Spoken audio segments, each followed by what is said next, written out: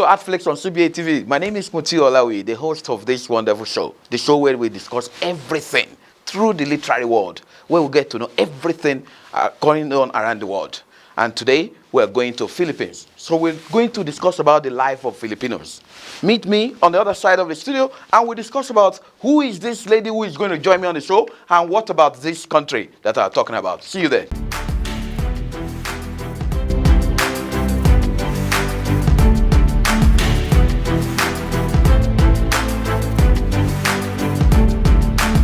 Welcome back to the other side of the studio. As I've told you earlier, this time around we're back in Asia. But not India this time. We're going to Philippines. Filipinos have got a lot of history, and this is combined with literary activism in all the three genres of literature: the drama, the prose, and poetry. So today we will be dealing with the world of Filipino. And specifically, we're going to pass through a scholar called Elizabeth Castillo. Welcome to the show, Elizabeth. It's a wonderful opportunity to be here. Thank you very much, Mutu. Tell us about the life of Filipinos and the historical development of literary activism in Philippines. Well, in the Philippines, our second language is English, so most of us are fluent in English, can understand English, even the children. And we are colonized by the Americans and the Spanish. So, but mainly, we adopted the Western culture, after the Spanish culture. We've been under colonization of the Spanish regime for 350 years, and then followed by the Americans. Okay, so there had been a disparity of the different differences in cultural beliefs from the colonial masters, and then added to, by the search of indigenous roots of the culture, and then this led to a crisis in the Filipino cultural identity. And then from the after the Second World War, most of the post-war poetry and fiction were it was dominated by writers who studied abroad and who are fluent in English. They studied in the United States. There. The children here in the Philippines, the Filipino children, were earlier taught in English in school because it's the medium of instruction in schools and our second language after Filipino. But we do understand some Spanish words because of the colonization for 350 years. And most of us can understand and speak English. So um, me as one, I have become an English instructor for Koreans before, aside from being a freelance writer. So there, our culture, our Philippine literature is the evolution.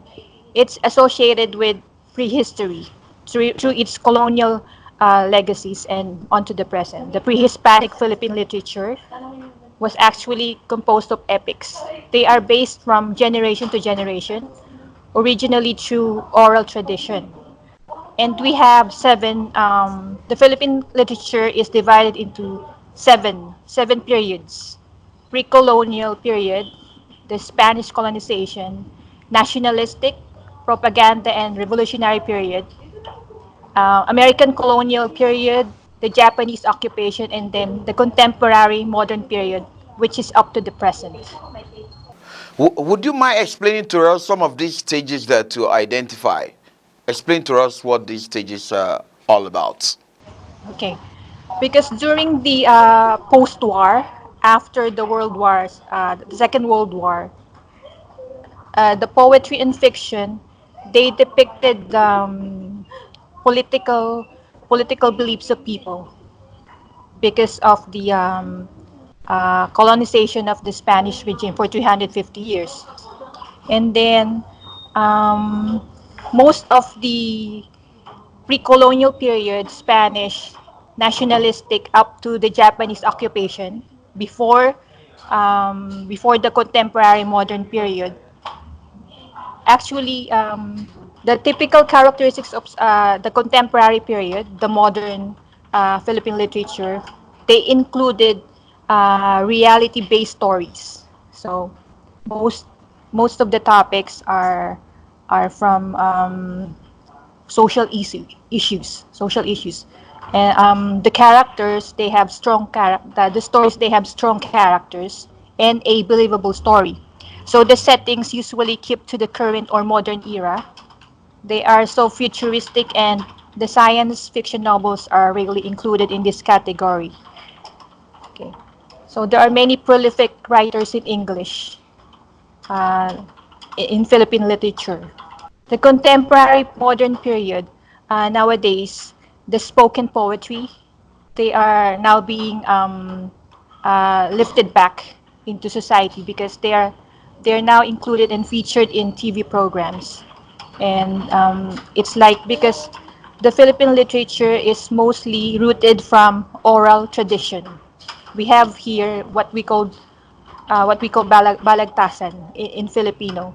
That's like oral poetry there, like a declamation. So it's rooted there. So it's not just Philippine literature written in our language, but also in English. And then nowadays, with the international poets, they're trying to they're being translated into different languages also, like what we're doing now in our international poetry community, right there. So like me, I've been translated into 10 languages already, like what I've said in my resume there. Do you have a kind of a gathering or a community of writers where you gather together to develop the literary activism and also inspire the young one across the entire country? Oh, there are independent or self-published authors, writers, or independent artists, and then there are also freelance artists, freelance writers, and some identify with different organizations also here. Um, but we have like the Philippine Literature Portal. It's maintained by the University of the Philippines. So I'm one of the authors there, registered author. So, but nowadays the contemporary Philippine literature they are more independent. It's like they don't just get fixed to one publishing company. They grab opportunities from different sources. Oh, so it means that some of the writers uh, engage in individual work, and perhaps maybe through modern technology like social media, because if you have only one dominant association, which you said you belong to, it means that there might be people who may not have the privilege to get that opportunity. Anyway, let's go into some of the challenges faced by most Filipino writers, particularly with regards to their literary work of art. The common challenges faced by Filipino writers, like any other writer, is um, because internationally we have a lot of writers around, right? Okay, but then um, they compete with themselves. Like it's not like competing with other people. You compete with yourself because if you try to compete with other people, it's like you compare your work to them like that. So you should develop your own style, your own writer's voice, something like that. Okay, you, you can be influenced by foreign writing, but then you must have your own because readers can identify your own style. So I believe that's most of the challenges writers face is in that area there. How to be different from the others right there. But you just don't try it for yourself because um, you are a writer because you need to share your talents to the world. It's not just yours. you share it there in any art form, not just in writing, in any art form. Yeah. So they try to share their talents to the world. Yeah. We call them global Filipinos because it's not just in writing, but in any other areas, in other fields. Yeah. So, how about the publishing world? How easy it is to publish in Philippines? In the Philippines, we have many public publishing companies also, and then, but me, I've started my publication with international publications there. I was just, I guess I was just lucky to have a connection with the international poetry community. But then here also we have many local publications there. I've also been published in different publications. The first one is in a newspaper as a news correspondent. And then next is a corporate magazine, yeah, for local circulation. And then the next step is international. So that's how I evolve as a writer. It is also easy to publish here. There, they can also publish through school publications, and then the schools, the universities themselves, they publish authors there, known authors also. There, they carry their names, so it's also easy here. The younger generations, the aspiring writers, right? When they are being pushed by their mentors, they get to first publish locally, like in the newspapers. We have many magazines also here. And then anthologies, they also form anthologies here. So, and then it's like also my aim to be to help the aspiring young writers here. Yeah. So they get also to publish locally through schools and then different publishing companies there. I'm pleased to hear that his publication in Philippines is not too challenging. Platforms are given to young ones, established ones. Even printing is not too expensive. That's very interesting to hear that. Because in most part of the globe, particularly in the Western world, publication is challenging. Most of those that I've had session with, they always complain about that. But that's not the case in Philippines. That's good to hear. Maybe writers from other part of the world can test the Filipino publishers and see if their work could be published there.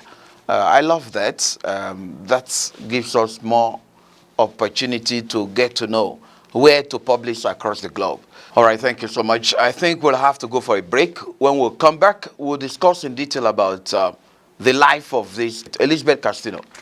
So let's go for a break, and when we come back, we'll discuss in detail about her life. And through her life, we'll get to know more about the Philippines life too. See you then.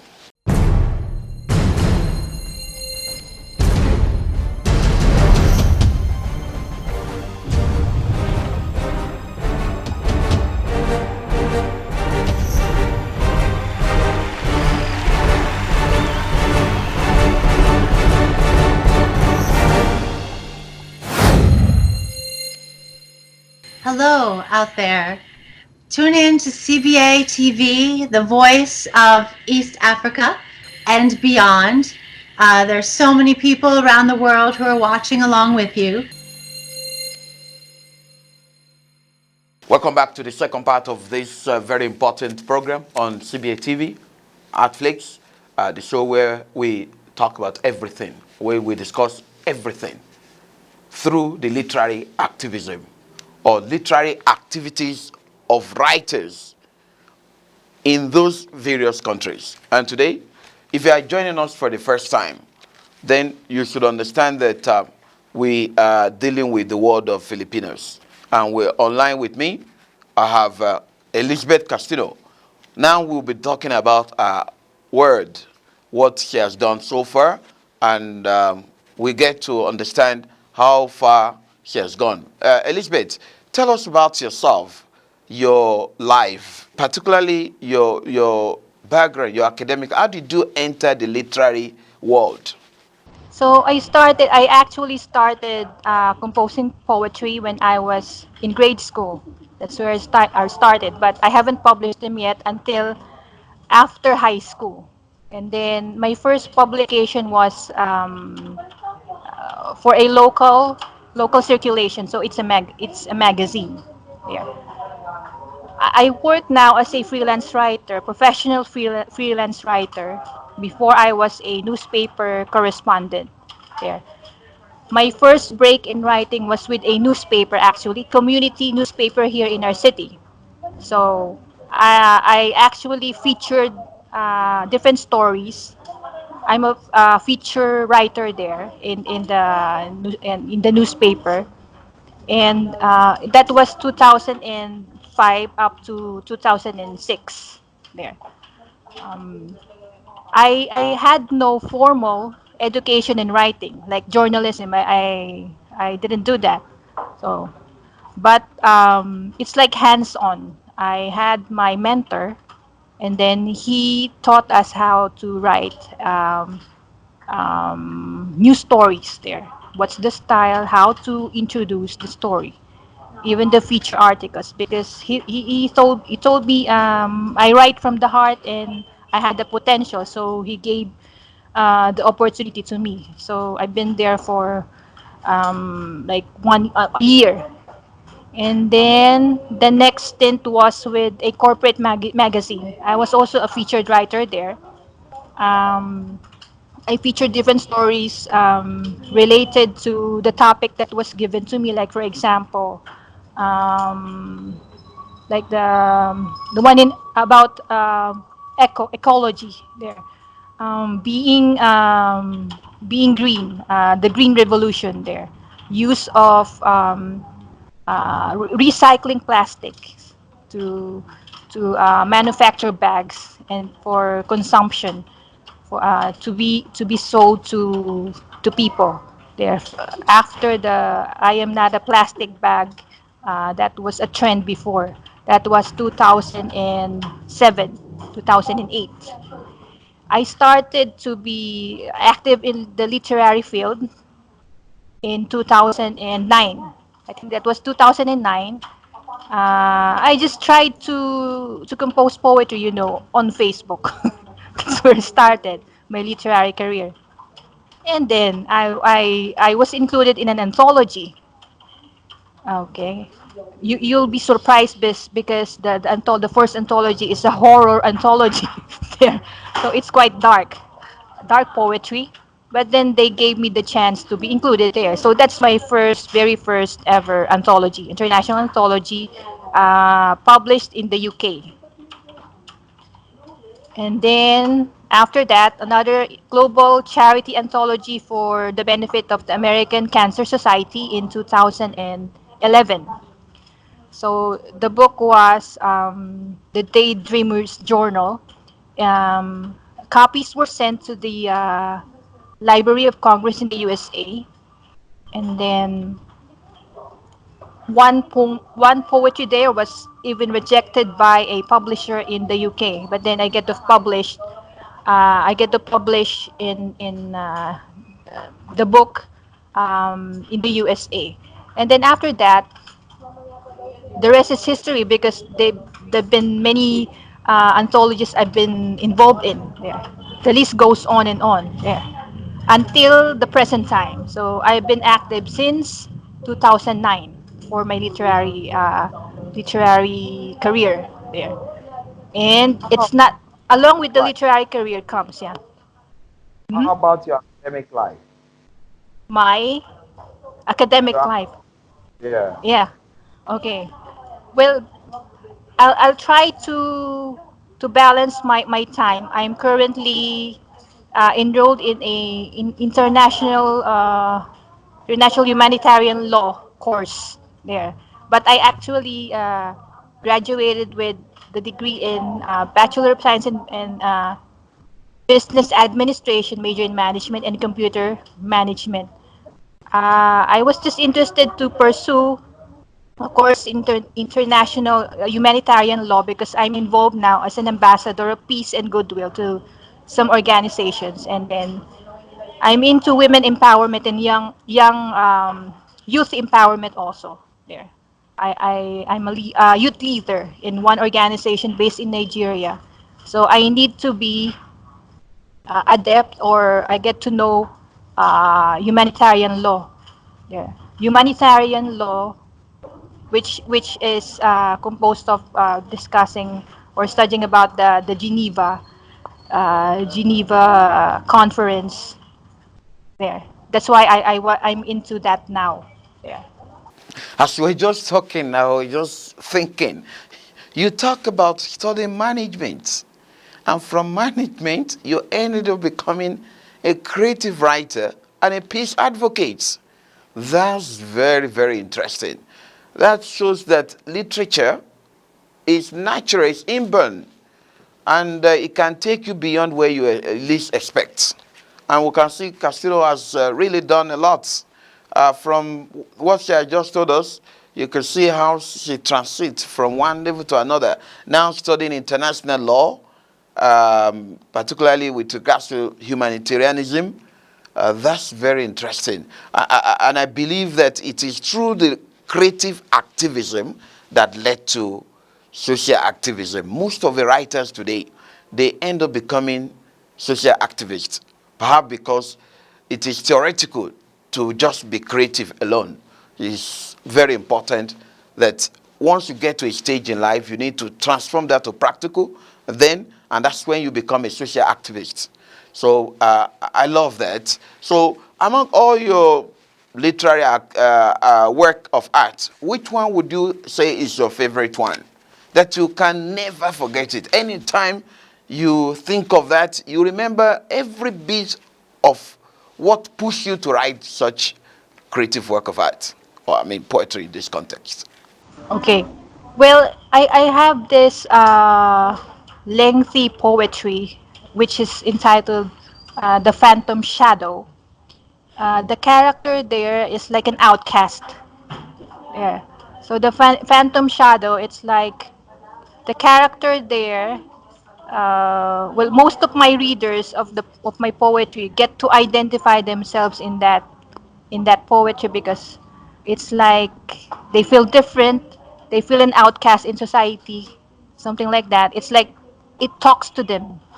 It's like they ask me, it's like you've composed that piece for me because I can relate. So sometimes they get teary eyed or something. It's actually a piece that was written in, I think, 2010.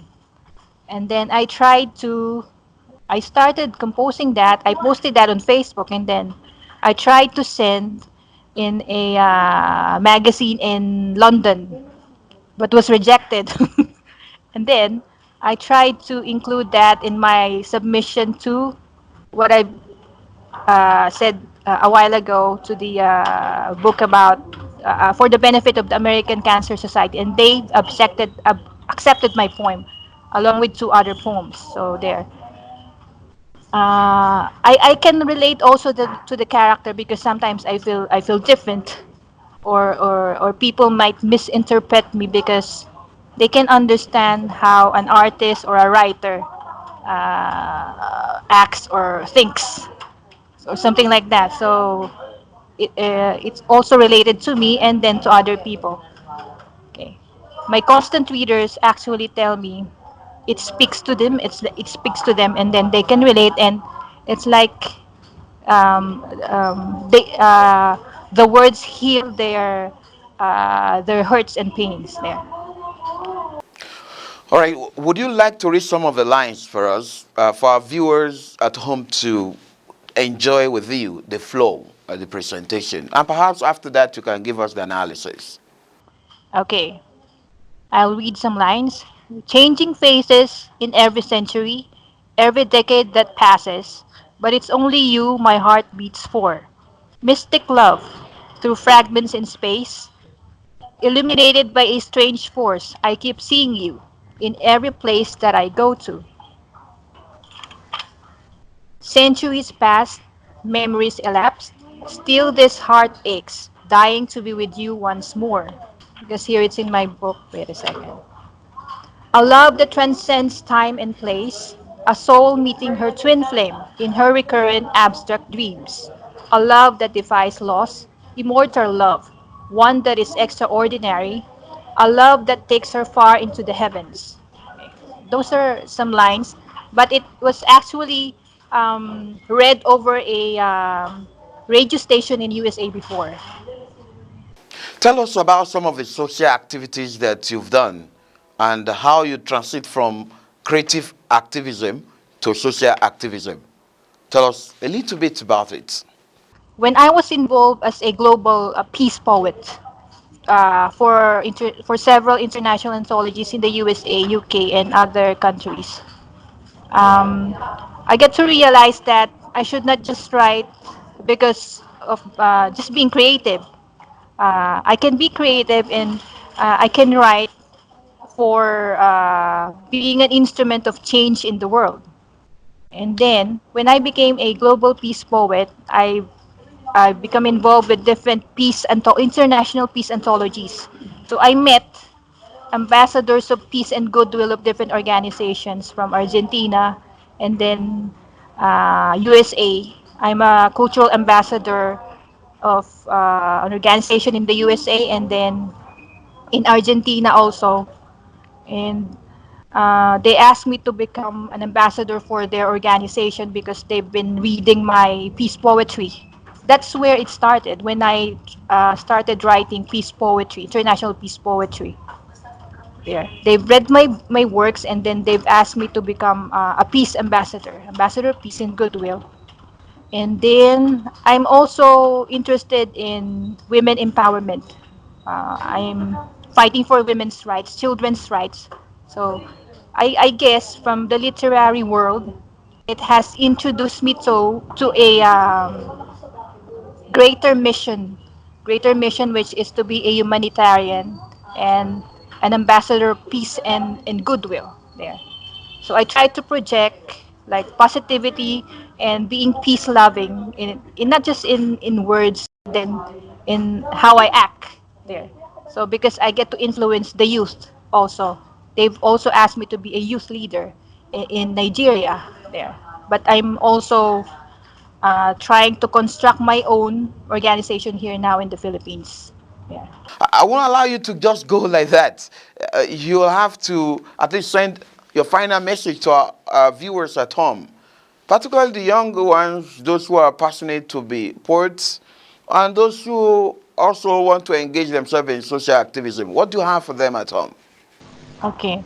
To the televiewers out there, I thank you for giving your time to watch my interview with Mewtwo, and I truly appreciate his gesture of considering me as one of his guests on his wonderful program. And to my readers, I thank my readers and my loyal supporters across the globe, my friends and my family, because without them I cannot be here, right? I cannot establish my name without them. And also to God, because He's the source of all of this talent that I share to the world. For aspiring writers, um, I tell the young generation to follow their dreams, but you have to act on your dream in order to achieve it. And the first step is to believe in yourself. Because if you don't believe in yourself, how can you start something, right? Something big starts with doing something. You just don't sit there. You just dream. You can dream, but then you're not doing something. It will not happen. So achieve it. Believe yourself, and then achieve it. Thank you so much, Elizabeth. This is where we'll have to put the curtain to this show for now. And I believe when we meet next time, we have got a lot of things to discuss, and we have not enough time to discuss about the everything in Philippines. But we know a little bit information about Philippines through this great writer, Elizabeth Castillo. And when we meet next time, we'll be dealing with another side of the world. See you until we meet then. Thank you.